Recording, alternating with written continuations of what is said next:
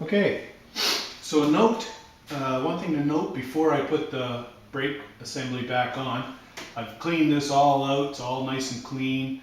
Remember, I've scuffed up the inside of the lining. When I put the bearings in, I got them in tight. The manual says there should be a little bit of room underneath the outer race of the bearing, between the outer race and where it seats into the hub. I have no idea how you're supposed to be able to see if there's a little tiny fraction of a space there.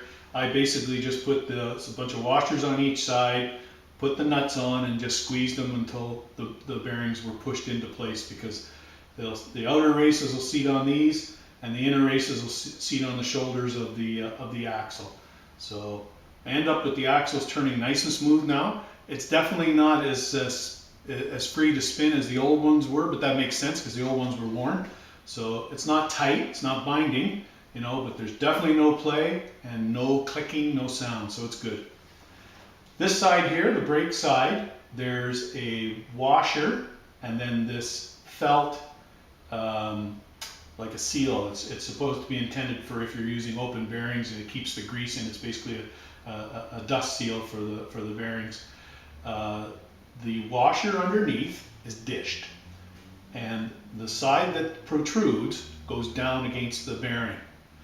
This one here, this felt washer, it has a center bushing, and the bushing has a flange on one side and no flange on the other. So just imagine one of those old 1920s hats, the straw hats that the guys used to wear, those white ones, and it has a rim around it. So consider it turned upside down. The rim or the flange is facing up, and the non-flange side is in the dish of the washer underneath.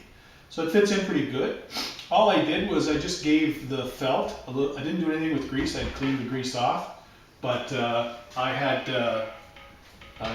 oiled it up, and just makes it a little easier to put in and out. I didn't want to damage it if it was dry.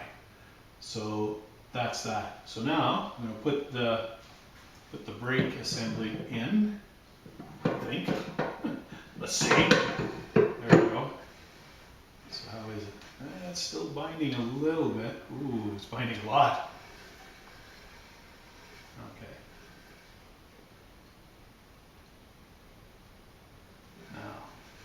Now this is always messing me up. I got to figure out, okay, so the direction of rotation of the wheel is this way. So if this goes around this way, that means I need to turn the brake this way, and that's going to be the same as the wheel turning in this direction. Yes, that's right. So looking down, I want to turn this clockwise. Oh my goodness, that is tight.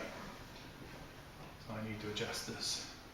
So I've got the end lock nuts backed off. So now I'm going to just take my little crescent wrench. Oh, pardon me. Take my little crescent wrench and just turn it in or out. So I'll try a couple one way or the other. So let's try 1, 2, this way. See what that does. Oh, big difference. Okay, so I'll give it maybe one more that way. Let's see what it does. Okay, and by one, I mean I moved it so the face of this rod between the trunnions the next one comes up into that position. So just basically I turned it one face, if you will. Oh yeah, that's much better. Okay, so now the trick is to put the nut on here. What I'm going to do is just give it a little, if I haven't already, a little bit of grease. You're not supposed to reef down on this. Yeah, I'm going to give it a little grease. But when I make my final adjustments, I'm going to end up taking it off, and I'm going to, I think I'm going to put a little bit of Loctite, just a drop of Loctite on those threads, just to hold it in place.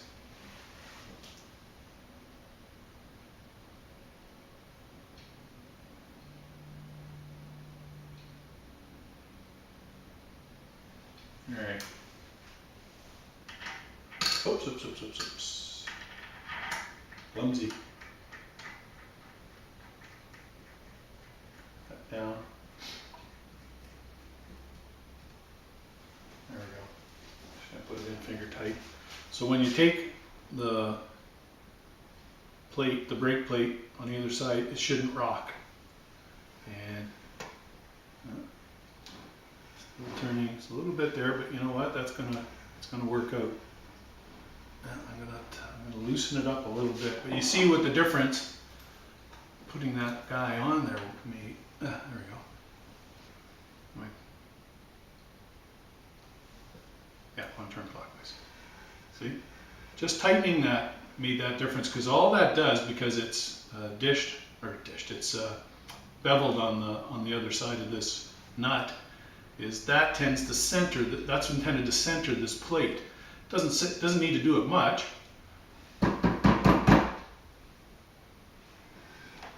That's all it's got to do.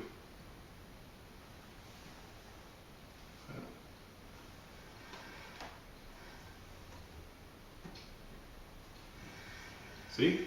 Just backing that nut off a little bit, and it's still not rocking, is all it took. There we go. And of course, me turning it. All right. So for now, that's installed. That's just going to stay like that. I'll end up putting this back on the bike, and I'll make the final adjustments to the rod. So I'm just going to leave the rod loose, or unlocked, not loose, but I'll leave it unlocked for now. Hook up the cable, and then pull the cable in and get the brake centered, because putting both brakes on will end up centering it in the wheel, right? And then once that's done, then I'll set it and leave it there. So that's the brake. Now the next job is clean up the speedo and put some new grease in it, and then reinstall the speedo drive.